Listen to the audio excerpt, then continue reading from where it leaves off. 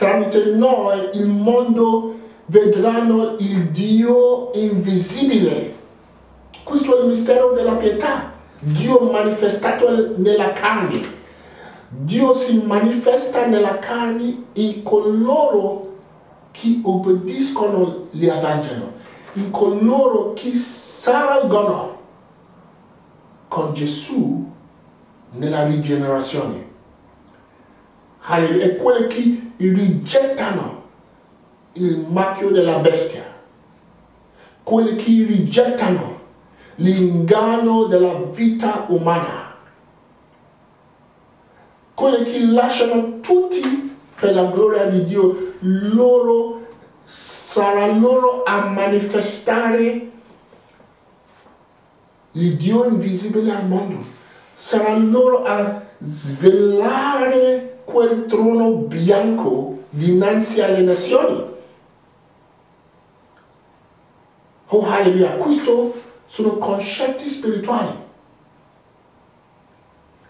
Loro manifesteranno quelle cose nascoste sin dal principio. Alleluia. Quelli porteranno fuori la verità. Come sappiamo, questo mondo rappresenta una dimensione di denso tenebre, dove non c'è sapienza alcuna. Alleluia. Ma questi santi, i fedeli, sono coloro che manifesteranno la verità di quelle dimensioni di Dio al mondo. Alleluia. Ricordi quando Gesù era qua sulla terra? Quando i demoni vedevano Gesù, erano pieni di timore. Capite? Loro hanno riconosciuto chi era Dio manifestato dinanzi a loro. Loro hanno, sapevano chi era come fosse quel grande giudizio eterno del Signore. Perché il trono di Dio si manifesta tramite noi. Se Dio abita in noi, il trono di Dio è in noi. Alleluia. Se camminiamo in alleanza con il Signore, siamo noi a rivelare quel trono bianco alle nazioni della terra. Alleluia. E io vi dico una cosa, Dio è amore. Alleluia. Quel Dio che religioni ha presentato a noi non esiste. Dio è un Dio di puro amore puro. Dio non cerca di fare male a nessuno. Questi santi manifesteranno amore puro di Dio. E quell'amore puro di Dio, quelle perfezioni e quella gloria di Dio che porta convinzioni negli uomini. È quella che porta ira nell'anima di quelli che non obbediscono, gli Evangeli di Gesù Cristo. Oh, alleluia. Adesso andiamo a leggere Apocalisse capitolo 20, versetto 11. Sto parlando qua del grande trono e del stagno di fuoco. Alleluia. Apocalisse capitolo 20, versetto 11. Poi vidi un gran trono bianco e colui che vi sedeva sopra, dalla cui presenza fuggirono il cielo e la terra, e non fu più trovato posto per loro. E vidi i morti, grandi e piccoli, che stavano ritti davanti a Dio, e i libri furono aperti. e fu aperto un altro libro, che è il libro della vita. E i morti furono giudicati in base alle cose scritte nei libri, secondo le loro opere. E il male restituì i morti che erano in esso. La morte e gli Hades restituirono i morti che erano in loro, e essi furono giudicati, ciascuno secondo le sue opere. Poi la morte e gli Hades furono gettati nello stagno di fuoco. Questa è la morte seconda. E se qualcuno non fu trovato scritto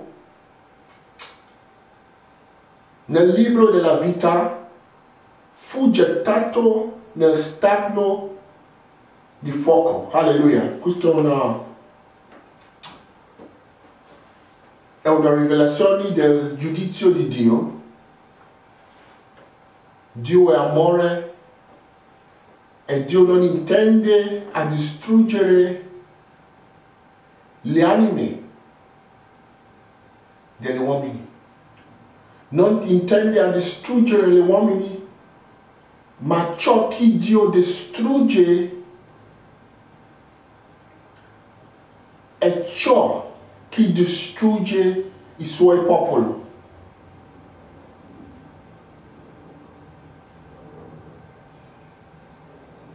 Alleluia. Il stagno di fuoco, che in realtà parla della radiazione intensa della presenza di Dio. Le radiazioni intense dell'amore di Dio, della conoscenza della verità di Dio, il Dio invisibile, manifestandosi nel mondo materiale. Egli si manifesta tramite i santi. I santi sono coloro che giudicheranno il mondo. In realtà, tutto il giudizio di Dio è stato dato al Figlio. Alleluia. E il mistero qua è che Dio è amore. Ciò che Dio intende di distruggere è le opere del diavolo. Uno si chiede che cosa è le opere del diavolo? Le opere del diavolo è inganno, è tenebre, è ciò che ha offuscato la comprensione dell'uomo, affinché perdessi la conoscenza della sua unità con un amorevole Padre. L'opera del diavolo è di svelarci, di nascondere la verità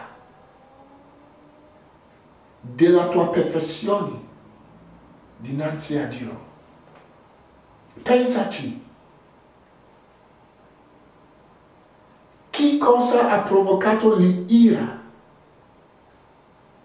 dei scribi ai farisei di più in relazione a Gesù? Sappiamo che ovunque Gesù andassi, ovunque andavo per predicare, lui ha portato sempre controversia, problemi. Infatti, il secondo nome di Gesù è controversia. Tutte le parti scontri, argomenti, controversia. Perché egli ha dichiarato che io e il Padre siamo uno. Ha chiamato Dio Padre. È una cosa mai sentita prima. Mai, capito prima che uno si considera uguale a Dio. Alleluia. Paolo dice che Gesù non considera di essere rapine, di essere uguale a Dio, di dichiarare di essere uguale a Dio. Gesù ha confessato questo perché egli aveva la rivelazione della verità. Questa è la verità che Satana ha rubato da noi. Questa è la verità che Satana non vuole che i santi capiscono, che siano uno con il Padre, senza condizioni. Religioni e tutti questi opere di uomini non puoi portare quell'unità che avevamo con il Padre. Ciò che può restaurare quell'unità che avevamo con il Padre dal principio è soltanto di conoscere la verità e di camminare nella verità e basta.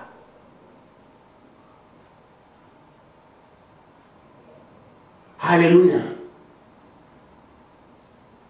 Gesù aveva detto che voi siete tutti figli di Dio. Siete figli di Dio. Prole dell'Altissimo. Alleluia. Ma morirete. Muori perché non hai capienza, non avete capienza, non avete sapienza della verità. Camminate nelle tenebre, ignoranti di quella sostanza di luce in te. Oh, alleluia. Il stagno di fuoco, il giudizio di Dio, è ciò che distrugge tutti quei legami che abbiamo con una vita materiale.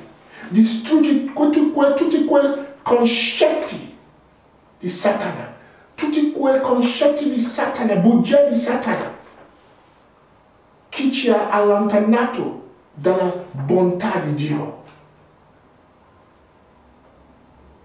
Egli è stato manifestato per distruggere le opere di Dio.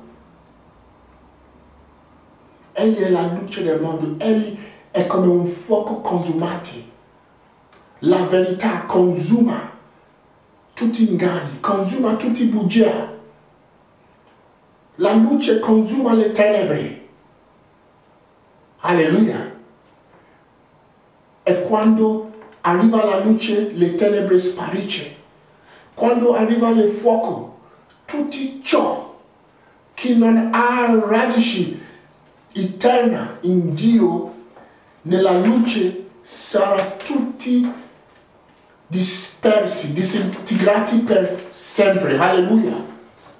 Tutti quelli concetti che ci ha separato da quell'amore di Dio saranno tutti distrutti da questo stagno di fuoco. Alleluia.